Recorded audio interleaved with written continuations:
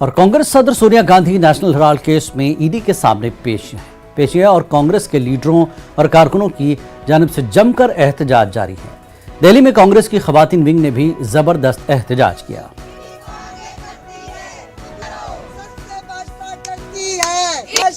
नहीं चलेगी, नहीं चलेगी, मोदी को आगे करती है। सबसे पहले हम कांग्रेस वर्कर्स होने से पहले हम देश के नागरिक हैं, देश के जिम्मेदार नागरिक हैं और देश के जिम्मेदार नागरिक होने के चलते हम ये पूछ रहे हैं उनको कि जो सीबीआई, इनकम टैक्स और ये सारे जितने भी डिपार्टमेंट्स हैं वो क्यों जो लोग इनके विरोध में जो सत्ता में बैठे लोग हैं, जो सत्ता में बैठे जो विरोध जो गलत नीतियों के खिलाफ जब आवाज़ उठाई जाती है तो जो विपक्ष है उन पे हमेशा ईडी या इनकम टैक्स या सीबीआई के रेड्स लगाया जाता है। आज सोनिया गांधी जी पूरे के पूरे देश के मैं कहूँगी कि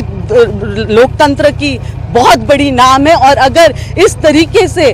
लोकतंत्र पे बुलडोजर चलाया जा रहा है ये कहीं ना कहीं भाजपा और उनके पूरे सरकार को समझना होगा कि देश जागरूक है।